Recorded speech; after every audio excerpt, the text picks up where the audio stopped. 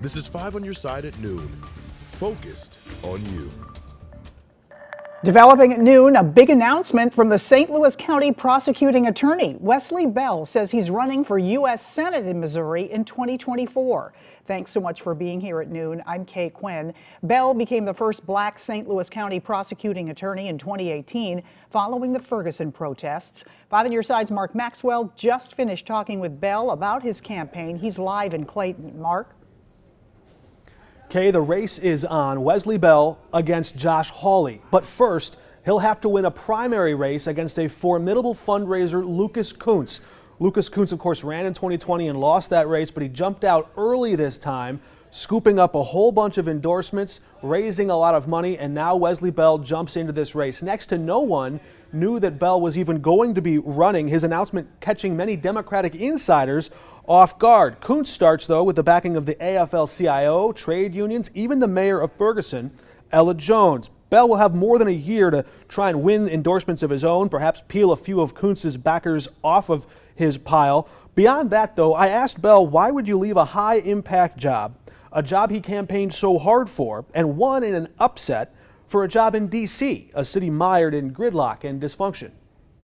I saw the dysfunction in Ferguson as well, and when I was in a place of chaos, I helped calm tensions and de-escalate tensions.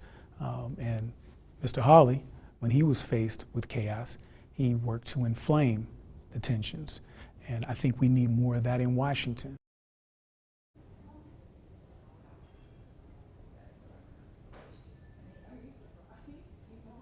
And Kay, we have a bit of news on that front too. We mentioned that there might be some flipping and endorsements. Turns out we just heard from Wesley Bell that the mayor of Ferguson has just today, in the first few hours, flipped from endorsing Lucas Kuntz now back to endorsing Wesley Bell. She just didn't know he was going to be in the race. We also talked about the big elephant in the room. In the entire history of the state of Missouri, voters in the state have never once elected a black person to a statewide office. He'd become the first. We asked him about that. He says he's done that before in St. Louis County. He expects he can do it again in 2024. We'll have much more of his interview later tonight on KSDK and on the 5+ app. You can see that full conversation. For now, live in Clayton, Mark Maxwell, 5 on your side. Mark, any chance that Wesley Bell can get some of these organizations that have already committed to endorsements? The AFL-CIO might be a bit harder to flip than Ella Jones in Ferguson. That's a whole board vote. It already happened. They don't usually do that until after the field of candidates is known. They did it this time for strategy purposes, trying to whip up some fundraising for Lucas Kuntz. The conversation's open, and we expect that this is a race, right? Wesley Bell can compete for it. Whether he gets it, that will be determined over the next year or so. All right, we know you'll be watching it. Thanks so much, Mark Maxwell, live in Clayton.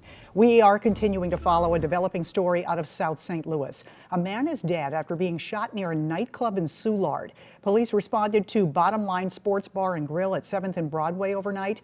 They found Jamal Perkins lying in the parking lot with several gunshot wounds. He died there.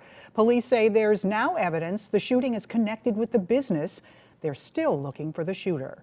Also in Soulard overnight, a fire destroyed an historic church. The cause is still unknown today. Firefighters were called to 13th and Gravois. They found flames shooting through the building. It took 65 firefighters to get the fire under control. The fire chief tells us the building had been repurposed as a creative space, which made it difficult to put the fire out. There are no reports of any injuries. Happening right now, a disaster exercise at the St. Louis downtown airport in Cahokia Heights.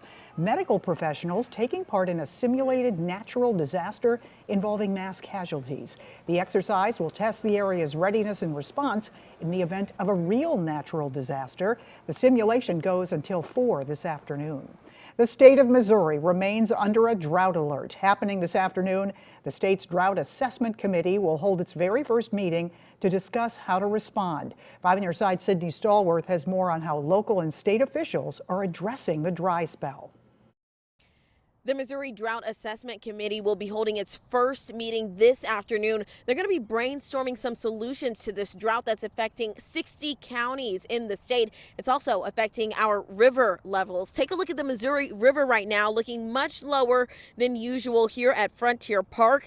Now, this meeting is going to come 1 week after Governor Mike Parson signed an executive order putting the state under a drought alert. Governor Parsons says he's most concerned about the impact this drought is having on Missouri farmers. Over in Wentzville, the city has released its own voluntary guidelines for residents to conserve water and prepare for more dry days ahead. Wentzville officials are encouraging residents to split up weekly lawn watering. The odd addresses will water on Sundays, Tuesdays, and Thursdays, and even-numbered addresses are encouraged to water on Mondays, Wednesdays, and Fridays. And everyone is asked to use a water hose and spot water their lawns for less than 30 minutes to save water. Now, if this drought continues, the next steps will include putting more information on the Wentzville City website about watering during these times and some more lawn care tips.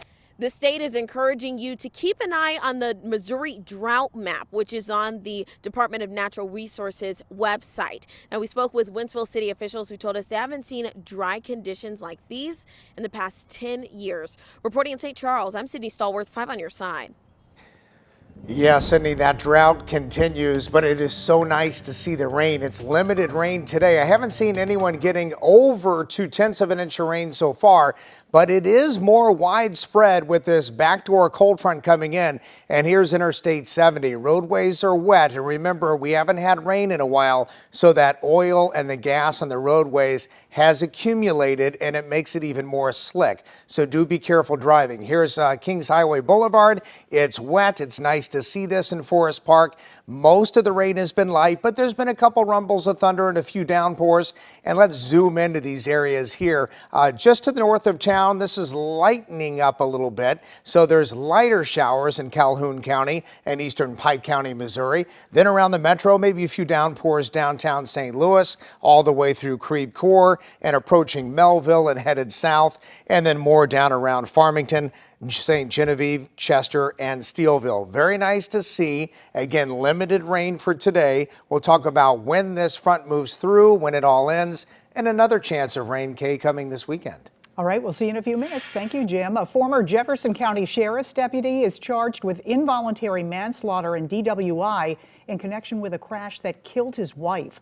Colby McCreary was off duty in April when he and his wife were involved in a single car accident on Interstate 55 in Festus. According to court documents, Colby's blood alcohol level was more than twice the legal limit. St. Vincent de Paul Church asking a group of homeless people camped outside to move out by the end of the day. The church is located on South 10th Street in Soulard. Church leaders say it's just not safe for the group to be there. There are reports an outsider fired shots at the church, putting the encampment at risk. The church is helping them find temporary housing until they can find a place that'll accept their housing voucher. And that's been hard. Everybody's been saying they have no vacancies. Oh. So there just needs to be more places for you to stay. Yeah. St. Vincent de Paul will still provide regular meals, its food pantry, and other assistance services. Still ahead, falling sales at Bud Light after a promotion featuring a transgender influencer. New data today shows just how bad it's getting. If they're going to stare at you, make them pay attention. Stepping up his game physically and mentally, how this man turned his biggest setback into a comeback.